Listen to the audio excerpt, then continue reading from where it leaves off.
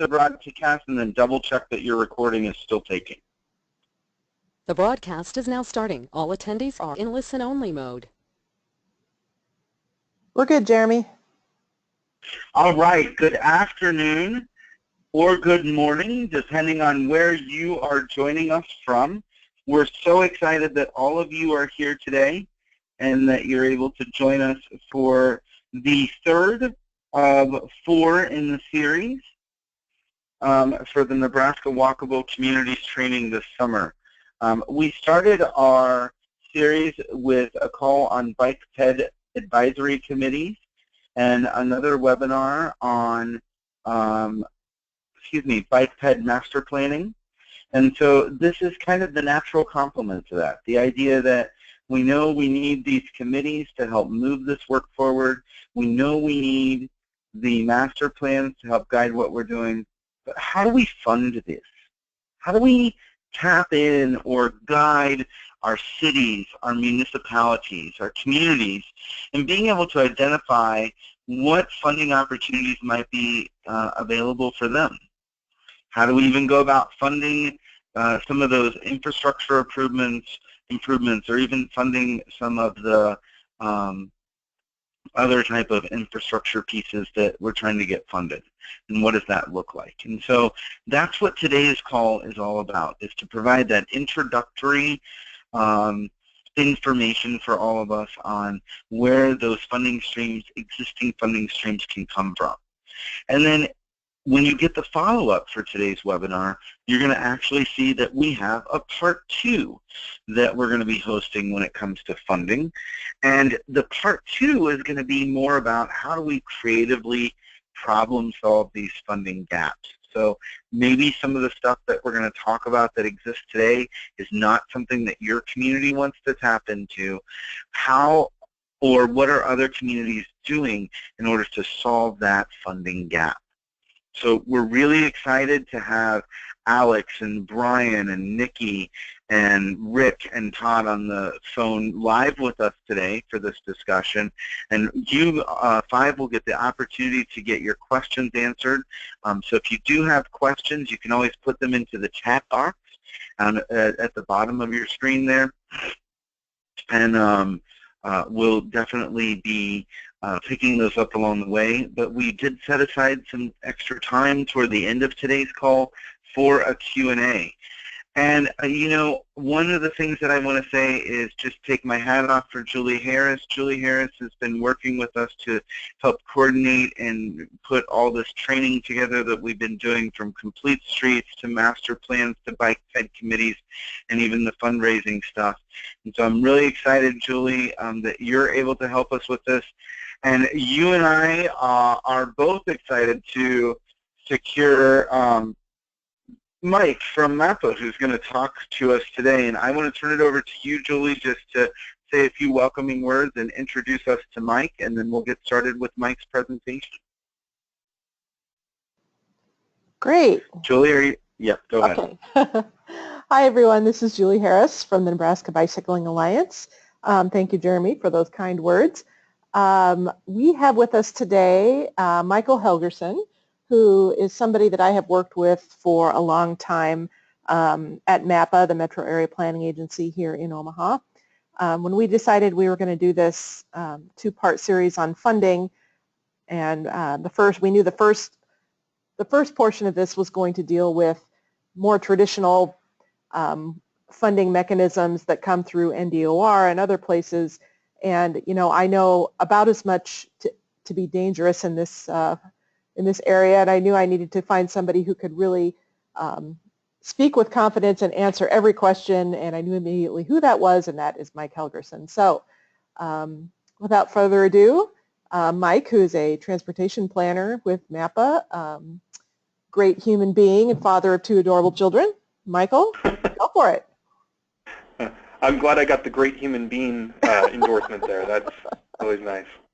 Yep, and while Mike's getting situated there, and before you get started, just a reminder, Julie, to transfer that screen access over to Mike, and then we'll go ahead and get him started with his presentation. So again, welcome to Mike, and a big thank you to both of you for joining us for this conversation. So Mike?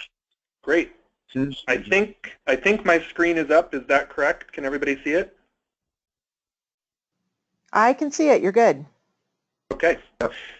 All right. Well, as Jeremy and Julie let you know, I am a transportation planner with MAPA, and for those of you who may not be aware, MAPA is the Metropolitan Planning Organization for the Omaha Council Bluffs area.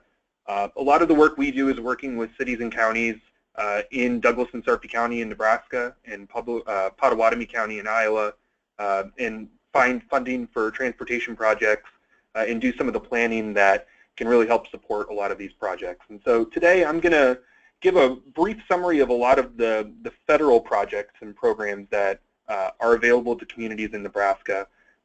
Kind of within that summary, I'm going to talk a little bit about what projects are eligible, what some of the requirements are of the funding, whether it's things that support the application or requirements after the award, and then give a little bit more information into who actually makes the decisions about those projects, about awarding that funding, and then some of the criteria or the things that they're thinking about when they're making those decisions.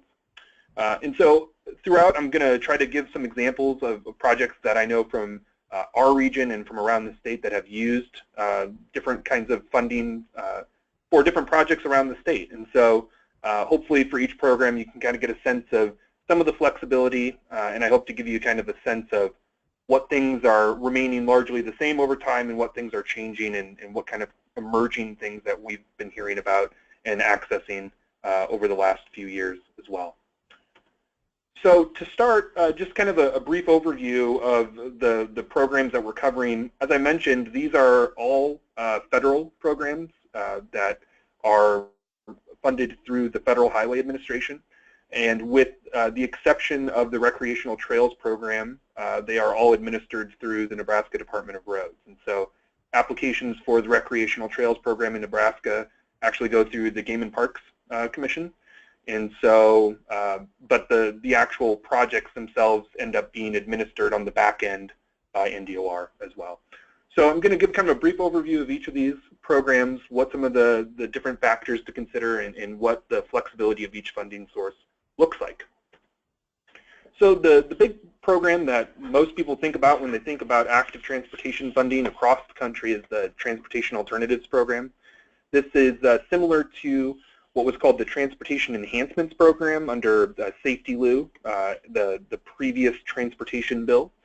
But with the change in MAP 21 and similarly in the FAST Act, there are different eligible project activities. They've reduced a lot of the things that were more related to cultural and historic activities and made it much more about the transportation focus and transportation needs. And this program includes what used to be called Safe Routes to School. It's been expanded to be more general in terms of being called Safe Routes for non-drivers.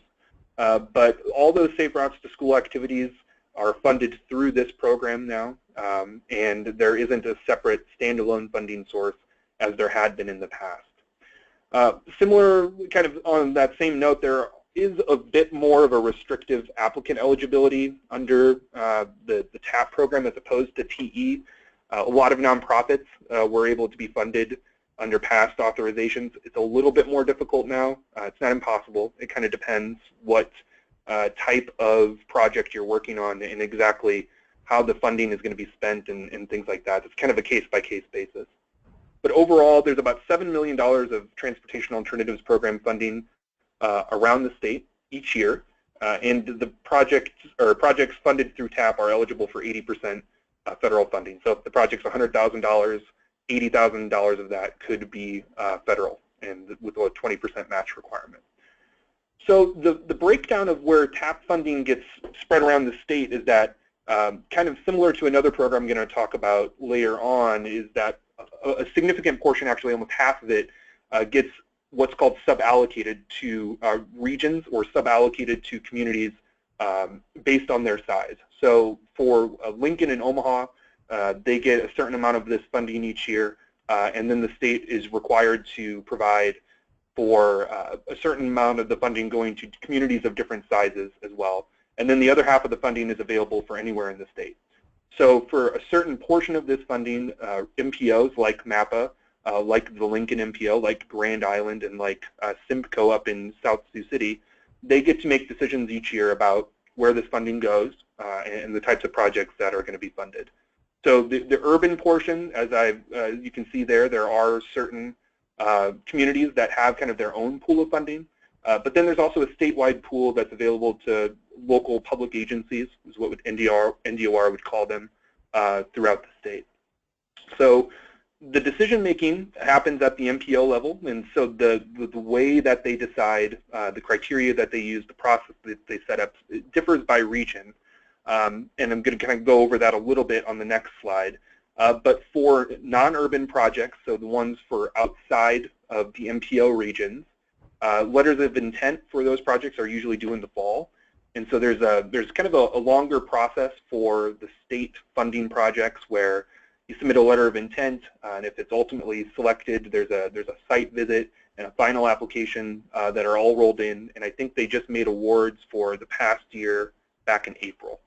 So it's about a 6-month process, but they do, when they have funding available and when they don't have enough projects, they do a solicitation each year. And so the important thing about TAP is that there's 10 eligible activities that are defined under the law, and those are over on the right-hand side of the screen there. And I've kind of grouped them into 3 main categories, where you have non-motorized transportation, historic and cultural landscape enhancements, and then these environmental and archaeological activities that are eligible only as kind of part of a larger project. So if there was the need to do some sort of vegetation management plan as a part of a project, you could do that with TAP. But in general, the non-motorized transportation activities tend to be the most popular things, with the historic and cultural pieces being second. So here, this slide shows a little bit of the criteria that are used by the state and by MAPA, and these are not the total list, but they're I tried to highlight some of the main differences between the way that MAPA as a region makes decisions about these projects and what NDOR looks at. But in general, a lot of it's shared, and so there's an emphasis on, the ability for the funding to, make a bigger impact. So spreading the money around more. So projects that are over cost shared, so cost shared, where the local match is more than the required 20%, tend to get more points around the state. Letters of support from partnering agencies showing that it's a collaborative process, those tend to provide more points or more priority. In network connectivity, so is it filling a gap in the existing system between existing facilities? Is there a plan that identifies where new future facilities are going to go or be planned, and is this part of that? And then also different things with NDOR, looking at where you are in the process. How ready to go is the project? Do you have an engineering study already complete? Has some of the preliminary work been done to substantiate the project, and will it be able to be completed in a reasonable amount of time? And then also NDOR looks at things like environmental conditions. So will there be significant issues in the environmental process that will have to be addressed as well? And so for MAPA, a lot of that's the same. We're looking at also things like the design of the facility. Is it a protected facility? Is it grade separated at intersections? Things like that. In addition to some things that are kind of more of an urban character. So things like where the posted speed limit might have an impact on the type of facility that's most appropriate for a corridor, and also whether the future traffic volume means that the facility that's being proposed won't really work in the future. And then also within our region, we look at how we're spreading money around to all communities, including those that might not have as much access to automobiles, and really making an impact with active transportation investments to benefit those communities as well. So as you can see, the state criteria is going to remain pretty constant, but in terms of how regions make decisions, you can kind of see the different ways that we're trying to measure the need and some of the things that you might want to consider if this is a funding source that you do pursue. So the second program is kind of the other main funding source for the trail projects that a lot of communities are interested in doing. There's a lot of funding from the Recreational Trails Program for land acquisition to purchase land as part of, to build a actual trail project. And the requirements for actually having an engineering or planning study to support this are usually pretty high. And the grant application goes into a great amount of detail to really show that the project's ready to go. This is a very competitive funding. It's competitive funding in every state. And the program really does a good job of funding projects that can make an immediate impact over the next couple of years. As I mentioned before, applications for this funding source go through the Nebraska Game and Parks, but when the awards are made, the federal aid process, as it's known, is administered by NDOR. So that ends up kind of confusing communities. We hear a lot of questions about why they're getting emails from NDOR later on in the process, but it is something that seems to work pretty well year to year. But in terms of applications, this year I know they're due in September. I think that's pretty typical. It's kind of right before the start of the federal fiscal year. I've got the link there to the program for Nebraska as well. As I mentioned, this funding is very flexible. It can go to anything including improvements to existing trails, construction of new trails, land acquisition, and even doing some of the activities that for like maintenance of equipment and purchasing or leasing that in order to keep trails in good condition as well.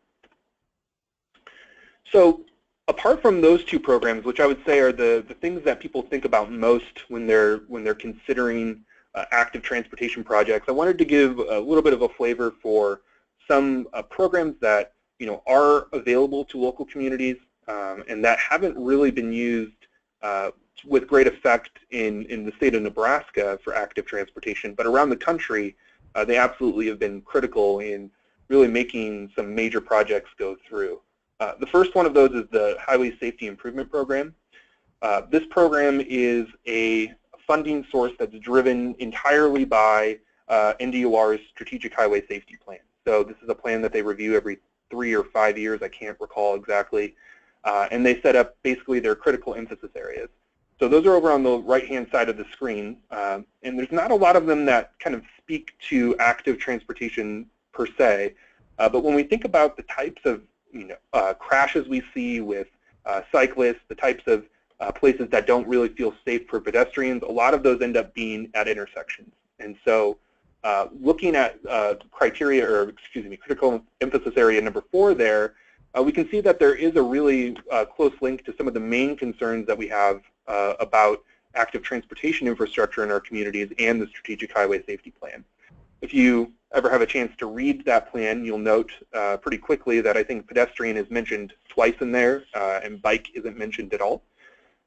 So really getting into this funding source is a bit of a challenge unless you have a lot of data to support your claim. And so I mentioned here on the slide that there's crash modification factors. What that is it's really an engineering approach that says, okay, you have a problem on this road with crashes at places where people are turning at a median. Well, how effective is a traffic signal, a controlled left turn with a left turn signal? What does that do to crashes generally based on the research, based on engineering literature? And so that's the process, is really looking at taking a very detailed engineering approach to specific safety concerns, creating a very detailed proposal about what your project will do to address those concerns in the present and in the future. And I would say unless you have very robust technical skills and kind of the ability to do crash analysis, that it probably requires assistance from an engineering consultant.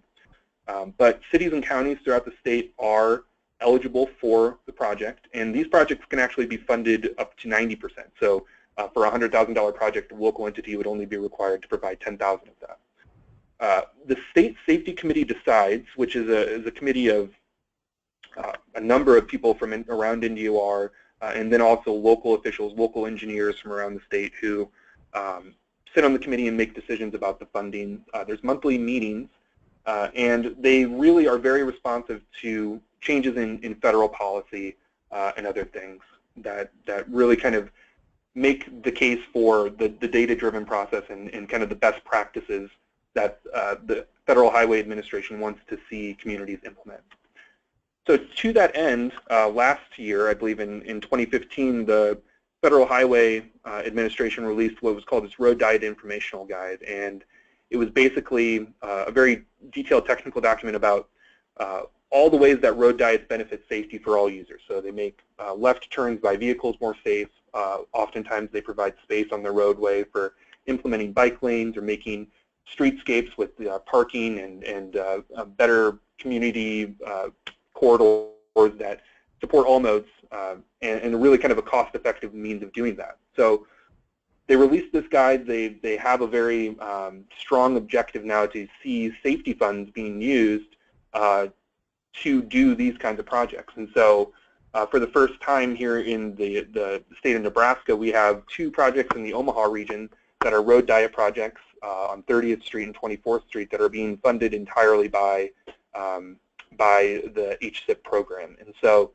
we're really seeing a new opportunity with this program to fund things that have a direct impact on active transportation infrastructure in our community. And the process for getting that funding awarded was showing that with the existing roadway, which is a 4-lane road, there were a lot of people making left turns and crashing. And so with the road diet, it turns it into 1 travel lane in each direction with a continuous left turn lane available in the middle, so that people are kind of out of the travel lane. There's not going to be as many rear-ended crashes. There aren't going to be as many T-bone crashes based on that design. And it also provides space on the roadway to put a bike lane down. And so we're really seeing an opportunity here to address a lot of safety issues for all users and provide that connectivity piece. And it's really exciting for us. We're happy to see that those projects were received well by the safety committee, and we're looking forward to so many more projects in the future as well. One other kind of big picture project was a City of Omaha project that happened about 2 or 3 years ago, where the safety committee funded the installation of pedestrian countdown signals at all of the traffic signals in the City of Omaha that didn't have them. And so providing that level of consistency for walking users of the system at intersections throughout the entire city was kind of a systemic issue. And so you can think about safety in terms of something that's happening at a specific location that needs to be addressed, or things that kind of exist throughout the community that if you address them at kind of a macro scale, you're able to make a big safety improvement for your entire community as well. So this is kind of a newer funding source for active transportation. As I mentioned, in Nebraska at least, as I mentioned, a lot of other states have used HSIP funding for a long time to fund active transportation projects, but this is something that we're seeing kind of new interest in for Nebraska communities. The next program is what's called the CMAQ program. So it's Congestion Management and Air Quality Funding, and this is funding that's identified by federal legislation to really provide communities with funding to address air quality related issues. So you may hear from time to time that Omaha is close to what's called non-attainment for ground level ozone. And what that really means is that the federal government sets a certain standard for how clean our air should be, or what the level of ozone should be, and if we don't meet that, if we exceed that level a certain number of times over 3 years, we end up going into non-attainment. And then we have much stricter requirements for how we use transportation funding generally.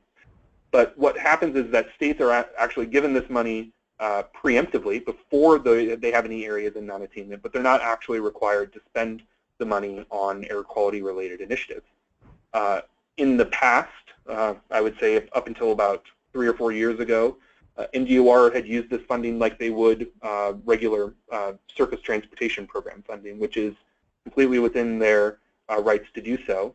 But as the non-attainment issue in the City of Omaha and the Omaha region has kind of become to a point, we've seen a lot more interest and support for CMAQ projects, including those that are related to active transportation. So that list of CMAQ funded projects it's not an exhaustive list, but it's kind of some of the bigger ones that we've seen over the last 2 to 3 years. So there was $1 million that went to the Omaha Bus Rapid Transit Project, kind of a new transit corridor, high speed or high frequency, kind of a premium transit service along Dodge. MAPA and Lincoln have been working with NDOR on a statewide van pool and rideshare program that's going to be CMAQ funded. MAPA has done its Little Steps Big Impact campaign with CMAQ funds, which is a air quality awareness campaign, getting people to kind of change some of the small decisions that they might make each day to improve air quality over the long term.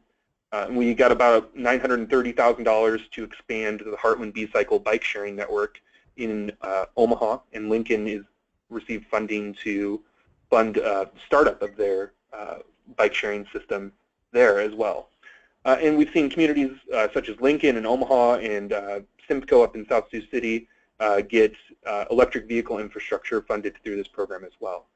So the kind of the crux of this is that you have to be able to demonstrate that your project is going to reduce emissions over the useful life of whatever you're building or buying. So for the bike share expansion, for example, the useful life is kind of defined as 10 years for a bike share station. And so we showed the number of new rides that we anticipated, how many of those we thought were going to be replacing a vehicle trip, and then using kind of the averages about how much a typical vehicle emits.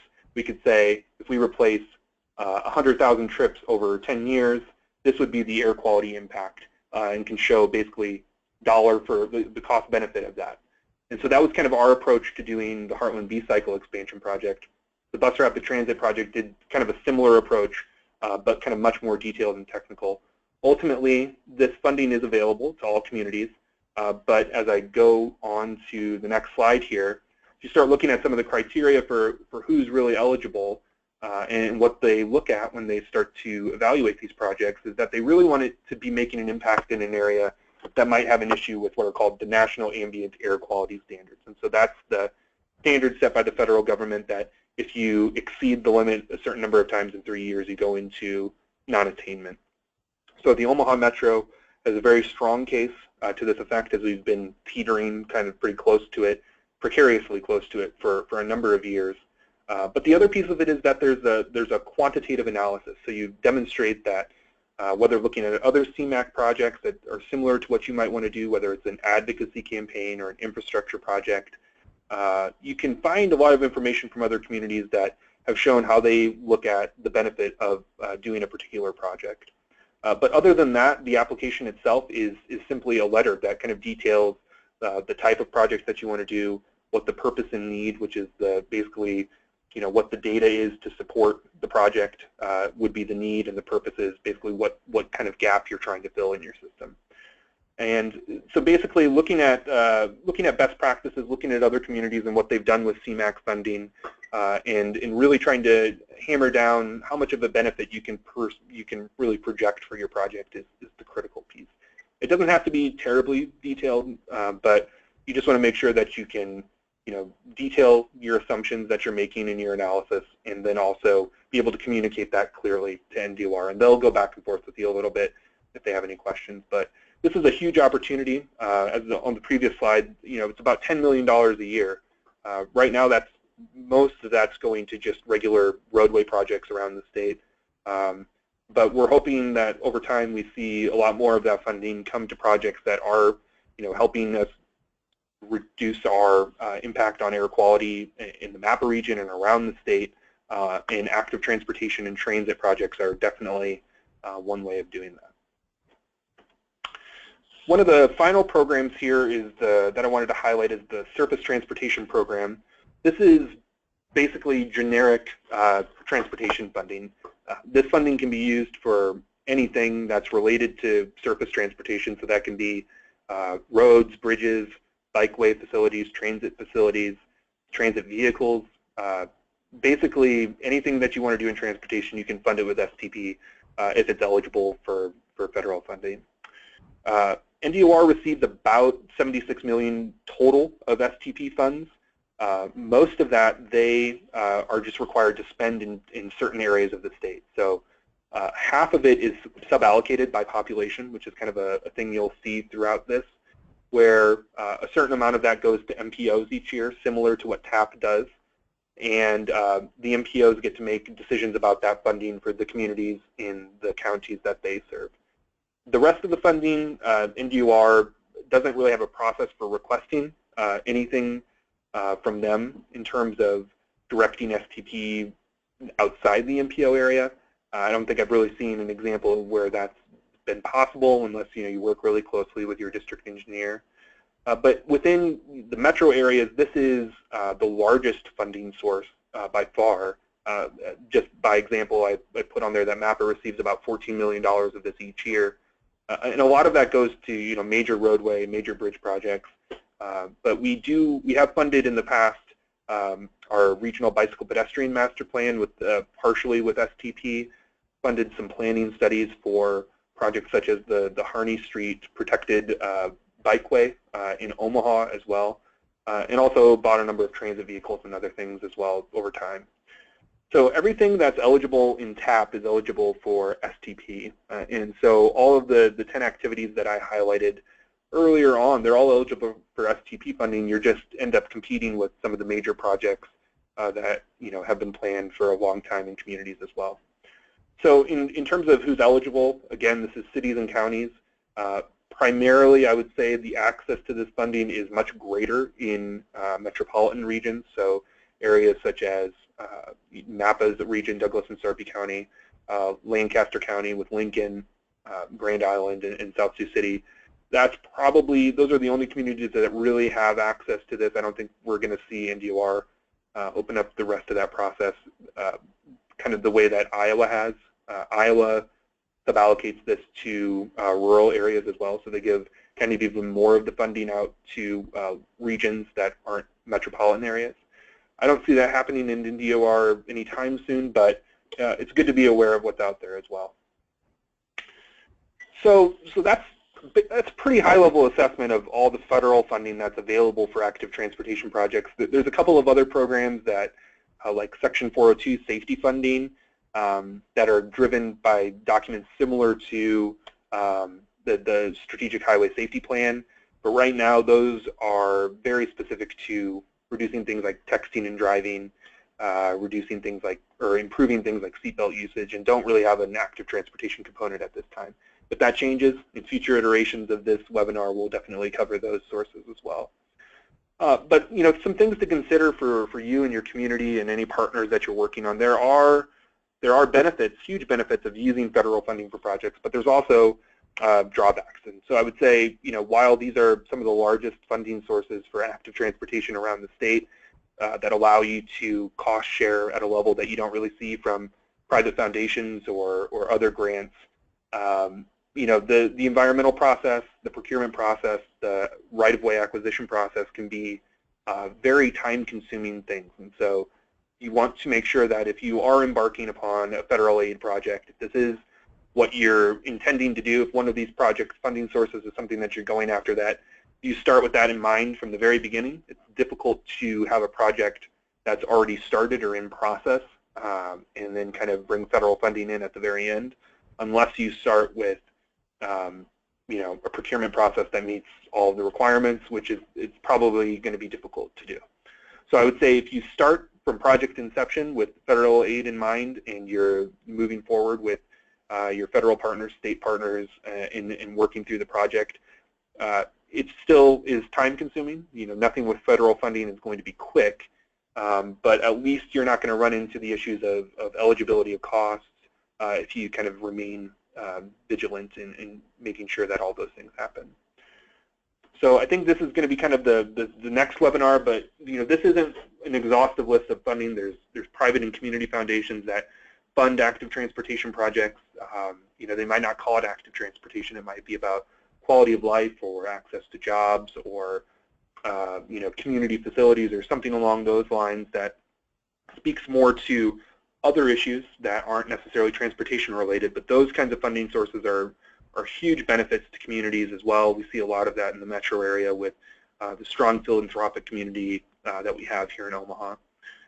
The Nebraska Environmental Trust has a priority area of air quality as well, so if you can make a case that your project meets a lot of the requirements for CMAQ, you might have a case that it's a good project for Nebraska Environmental Trust as well. We see a lot of communities that end up doing actual private donation drives, especially smaller communities, and actually doing it that way, or allocating other city and county funding. And so I think this will be the topic of the next webinar, where we're really starting to think about how communities have gotten creative, what's innovative, what's out there happening in Nebraska and otherwise. But with that, I think I'd be happy to answer any questions that we have regarding kind of the federal piece or anything I may have mentioned earlier.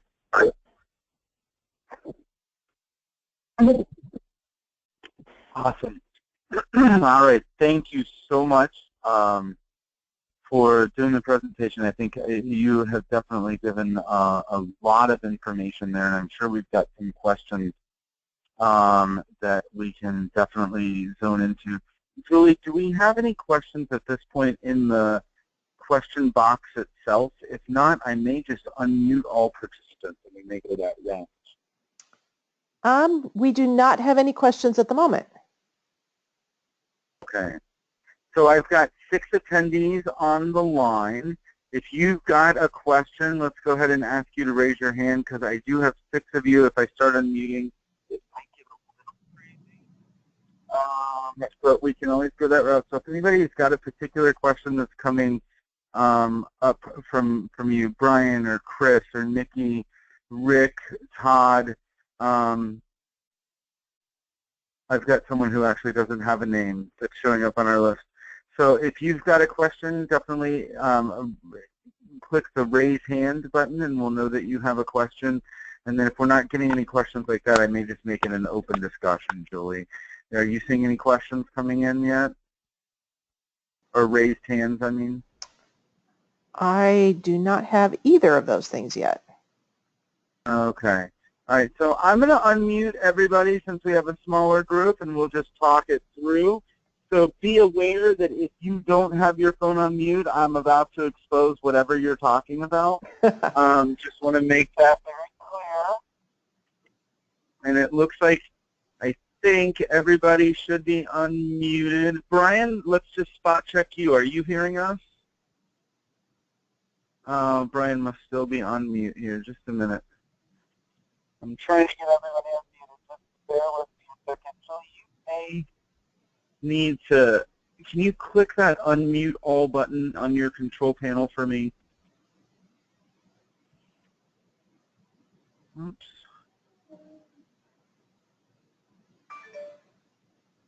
There we go. Brian, can you hear me? Oh, we're still having issues there. Just one moment, guys. Gonna definitely want to take your questions here. Julie, I'll see if I can get it on my side. Muted.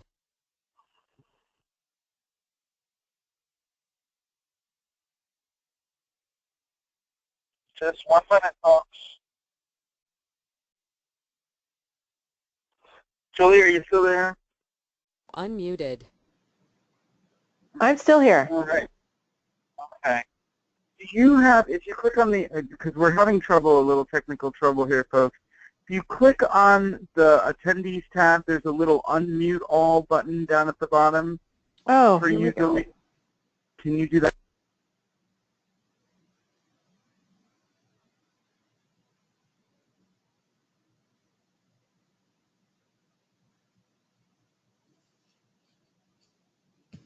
Can you still hear me, Jeremy?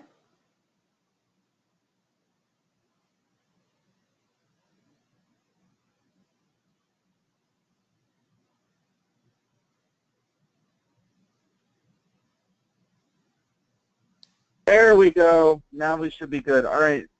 Brian, why don't you try talking for us? Can you hear us, Brian? Okay, so we're having trouble getting the participants unmuted. Bear with me. I'm just going to go through and unmute you all. Okay, I'm doing it individually, Brian. Jeremy. We're good. Okay, we got it. Good now? All right, so Brian, Nikki, Todd, we've got you on as well. Any questions from you guys over the funding sources? Chris, even. Any questions that you guys are having? Feel free to speak up. Brian, do you hear us, man? Yeah, this is Todd from Grand Island. I got a question. Go ahead, Todd. I appreciate it, man. Sorry about the confusing things. Yeah, earlier in the presentation, we talked about the TAP funding, and they said there was a set number of dollars that's kind of set aside for the MPOs when you talk about Omaha, Lincoln, Grand Island. So does the MPO in Grand Island, will they actually have to apply for dollars, or will they just get a set amount of dollars each year? Yeah, so as an MPO, that's a great question. You'll actually get an apportionment. And so What that means is that you have a guaranteed promise from the federal government of a certain amount of money each year. So of that $7 million, I think Omaha Metro gets about $1 million of it. Lincoln gets maybe 600,000, and so it scales proportionally for the size of your community. So yeah, you'll actually get an apportionment. Part of that, probably, I think you guys were working on, last time I looked, you were working on your long-range plan and your TIP, all the things that you guys have to do to get eligible for that funding. But yeah, absolutely, you'll have a guaranteed set amount of money that you can plan around each year. It may not be a terribly large amount. I mean, I know that $1 million here in our region isn't a lot of money for all the communities that we have, but you have a 4-year program where you can really kind of start to plan for projects, save up a little bit of money each year for larger projects and things like that. That's a good question. Great question, Todd. And I'll circle back to you if you've got more. Everybody should be unmuted, so if you've got a question for Mike, definitely let us know. Let me just check in with you, Nikki or Chris. Do either of you have questions? I've got you unmuted, but you may still need to unmute your phone specifically, like if you've got your phone on mute. So Nikki or Chris, I'll come your way and ask if you've got any questions. Okay. I'm hearing none from either of them. Brian, have you returned back to us, and do you have any questions? Okay, remember, I've got you unmuted on the system, but you may have to hit the unmute button on your phone itself if you've muted that line. So, Todd, it looks like we're definitely hearing from you, and if we can't hear from others, you're welcome to put those questions in the chat box, and Julie can field those for us. Todd, you got any other questions that are coming to mind for you? No, I don't think so. I think we'll be working directly with our MPO, and just like I said, finding out what that how much that funding is, and what kind of projects we can get done with it. So no, that was my question. Okay. Jeremy, Brian sent us a note. He's not on the phone, but he is listening in. So. Okay. Well, Brian, do you have any questions that you'd like us to jump into? Same for anyone who hasn't got to ask a question yet. If not, I'll get you out of here early, but definitely want to make sure we're addressing those questions. And Rick, I do see you on as well. I know you're kind of more observing, so I don't want you to think I forgot about you, but if you have a question on the funding discussion today, you're welcome to pop in and ask that as well. Jeremy, we do have a question about whether the webinar and slides will be made available, and the answer to that is yes. We're recording this, and so we will be sending this out to everyone who's on the line, and in case you had to join late, you will have all of the information. That's a great question. Thank you so much to whoever asked that. We really appreciate that. Jeremy, this is Rick. I just add the presentation I think is excellent.